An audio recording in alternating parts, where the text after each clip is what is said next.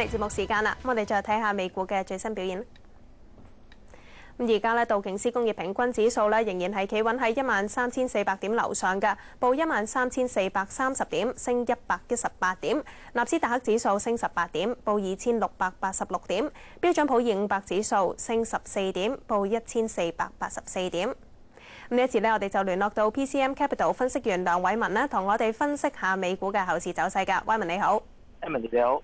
嗱，我哋睇到啦，美國聯儲局主席伯南克咧，尋日都發表咗言論啦。咁佢就話近幾個星期咧，金融市場信貸收緊嘅情況咧，重新抬頭，令到美國經濟前景咧變得暗淡㗎。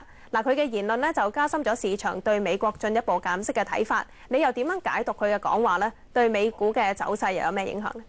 我諗最主要見到啦，呢兩日啦，見到副主席啦同埋主席伯南克嘅講話咧，其實都同佢哋10月份會議個記錄咧有明顯嘅分歧嘅。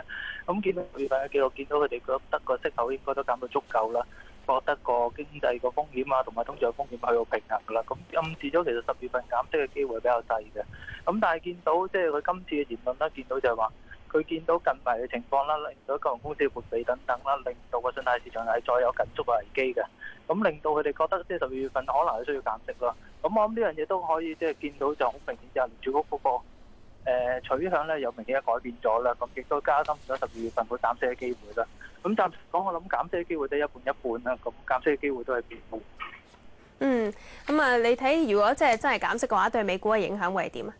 我諗對美股方面咧，基本上個影響就梗係正面啦。咁見到就話其實當跌穿即係道指跌13點嘅時候咧，見到股價已經偏平啦。咁其實已經有一個誘因，見到投資者想買入市啦。咁見到有減息呢個即係短期嘅刺激作用嘅時候，見到個市即刻反彈啦。其實個情況近似8月嘅。咁我諗個市場都仍然會借呢個減息嘅因素啦，繼續令到個股市繼續回升翻。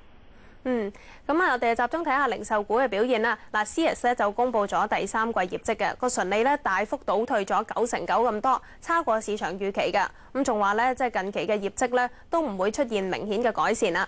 咁我哋睇翻咧，尋日 Sears 嘅股價咧就急挫咗1成1啦。其他嘅零售股咧都受到拖累㗎，好似 Target 同埋 Macy's 咁咧，股價都係受壓。咁高盛咧就隨即出咗份報告啦，都睇淡 Sears 嚟緊嘅股價表現嘅。零售股後市咧，你又點睇咧？我諗零售股方面後市仍然值得睇好，或者唔應該睇得太差啦。最主要原因就係話，其實我哋見到11月份公佈零售數據咧，其實都唔係咁太差嘅。咁尤其例如話見到感恩節之後嘅禮拜6嘅銷售增長啦，都去到7%嘅。咁第一個即係上網購買日咧，亦都見到有超過20%嘅增長嘅。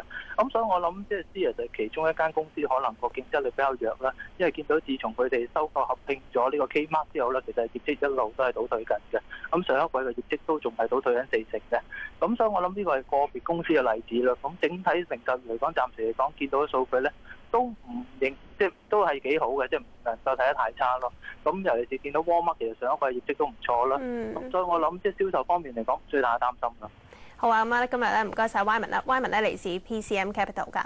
咁同 Wyman 傾完之後咧，今日嘅節目時間亦都差唔多啦。下個星期同樣時間再同大家見面啦。